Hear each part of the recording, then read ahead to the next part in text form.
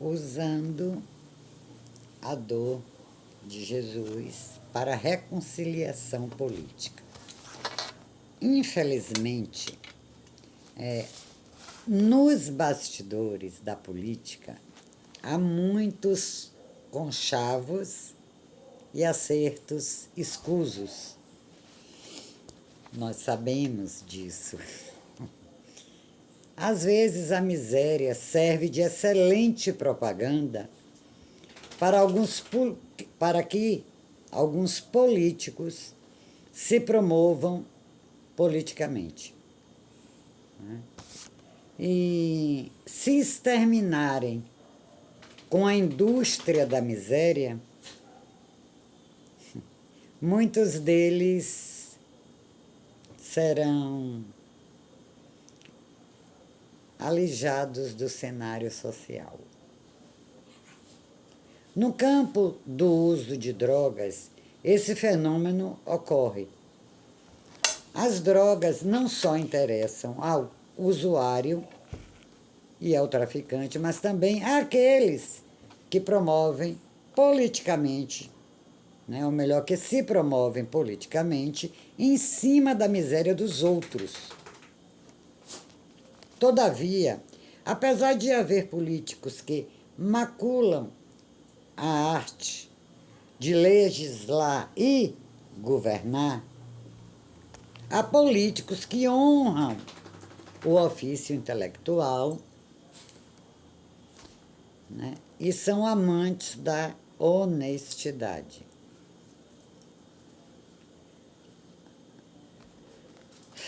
Pilatos e Herodes Antipas não foram justos no julgamento de Jesus. Além disso, fizeram conchavos políticos para fazer acertos nos bastidores. Pilatos governava a Judéia, Herodes Antipas a Galileia. Antigamente, essas regiões eram governadas por uma só pessoa, o rei Herodes, o pai de Antipas. Com a morte de Herodes o Grande, seu reino foi dividido entre seus filhos. A Judéia, que inclui a cidade de Jerusalém, foi dada ao imperador romano, pelo imperador romano, a Arquelau. Como disse, devido ao péssimo governo que este fez, seu governo foi-lhe retirado, passado às mãos de outros governadores, fora da dinastia de Herodes. Por fim, após a Judéia passar por alguns governadores, Roma estabeleceu Pôncio Pilatos como seu procurador. Pilatos e Herodes Antipas viviam debaixo de intrigas e contendas. Governavam regiões vizinhas, mas não se entendiam. Como fazer esses dois políticos se reconciliarem? Pilatos, esperto, procurou agradar seu vizinho usando o famoso réu como mercadoria. Herodes brincou com o destino de Jesus e usou-o como objeto de diversão, e assim aplacou a ira contra Pilatos. Lucas relata que ambos se reconciliaram usando como tapete a dor daquele que jamais usou o sofrimento dos outros para obter qualquer vantagem. A política saiu apaziguada, mas a justiça maculada. Jerusalém desperta e começa a ver uma cena inacreditável. Eram entre 7 e 8 da manhã. Jesus seria crucificado às 9 horas. Diversas pessoas viram a cena espantosa. Contemplaram Jesus saindo da casa de Herodes, inchado, com hematomas, cambaleante e vestido com manto espalhafatoso, indo em direção à fortaleza Antônia, onde encontrava-se Pilatos. Muitas pessoas já estavam nas ruas. Agora, ao ver Jesus saindo da casa de Herodes, os rumores se espalharam como fogo. Uns contavam para os outros. Jerusalém começava a despertar para o que estava acontecendo.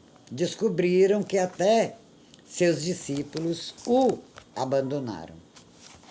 Os habitantes de Jerusalém, bem como os milhares de homens e mulheres que vinham de lugares longínquos para vê-lo, ficaram chocados.